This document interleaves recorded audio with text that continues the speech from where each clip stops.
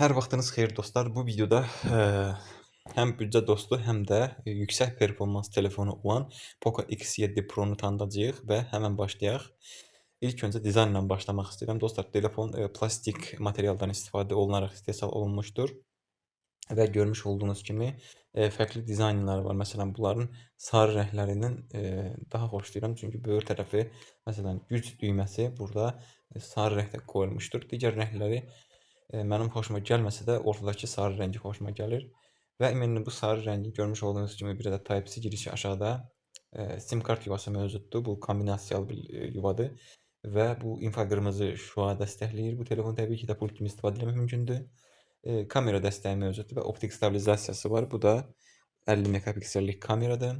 Ön tərəfində də yəni görmüş olduğunuz kimi heç bir problem yoxdur. AMOLED ekranı öz yerində 120 Hz bir ekrandır bu və incə çərçivələrdən istifadə olunaraq istehsal olunmuşdur. Dostlar, 5G-ni dəstəkləyən telefondur. Təbii ki, prosesorumuz yaxşıdır. Birazdan o haqqda da məlumat verəcəyəm. Çünki həqiqətən yaxşı telefondur. Videonun irəliləyən dəqiqələrində bunu biləsiniz. 2025-ci ilin yanvarın 9-da istehsal olunub və həmin aylarda da satışa çıxmışdır. 195 qramlıq telefon. Deməli, Corning Gorilla Glass 7 ilə qorunur və plastik demişdim, yəni materialdan istifadə olunub. Bunun istehsal edəndə IP69 sertifikatı mövcuddur telefonun və bu 1 metr yarım saat qalması deməkdir bu telefonun. Yaxşı sertifikatı var. AMOLED ekranı dostlar 120 Hz və necə deyək, bu HDR10+-dur, yəni adi bir ekran deyil və çox parlaqdır. Maksimum 3200 nit parlaqlığa çıxır. Dostlar, telefon Full HD+-dan biraz yuxarı ekran icazəsi mövcuddur və 446 ppi-dir. Bu yüksək sıxlıq deməkdir və Corning Gorilla Glass 7 ilə qorunur. Android 15 HyperOS 2 ilə gəlir, lakin bu dəyişəsidir, yəni HyperOS 3 də gəlir. MediaTek Dimensity 8400 Ultra prosesordan istifadə olunub. Bu prosesor çox güclüdür və Mali'nin G720 MC10 ekran prosesoru mövcuddur. Bu da çox güclüdür həqiqətən. Necə deyək, PUBG Mobile, yəni yağ kimi açası bir telefondur bu. Çox yüksək performanslıdır.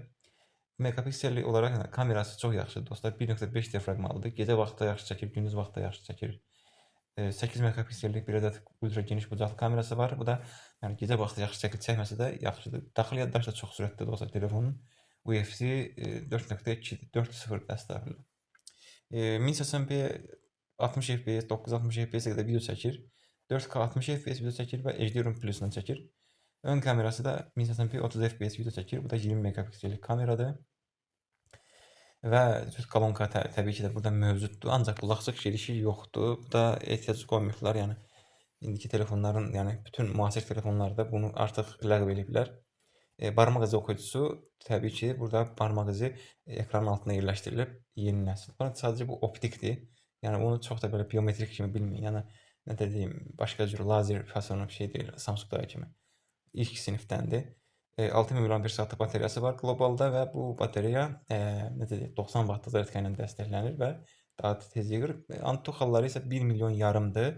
Bu da çox yüksəkdir. Yəni həqiqətən istədiyiniz oyunu rahat oynaya bilərsiniz və günlük render işlərində və daha böyük yaddaş olanları, yəni 256-ları yox, 512-ləri bu qədər yığır. Bu da çox yüksək bir dəyərdir. Sadəcə necə deyək, telefon çox güclüdür. 12.5 dərəcə istilik artıb və 8% zaryadka aşağı düşüb. Bu da pis deyil. Yəni telefonun həqiqətən çox güclüdür. 2026-da bu vaxtlarında almaq olarmı? Əlbəttə ki, olar. Çünki ala biləcəyiniz, yəni pulun qarşılığını verə biləcək telefonlardan biridir. Dostlar, heç nə, videodan bu qədər. Özünüzə yaxşı baxın. Sağ olun, salamat qalın. Özünüzə yaxşı baxın.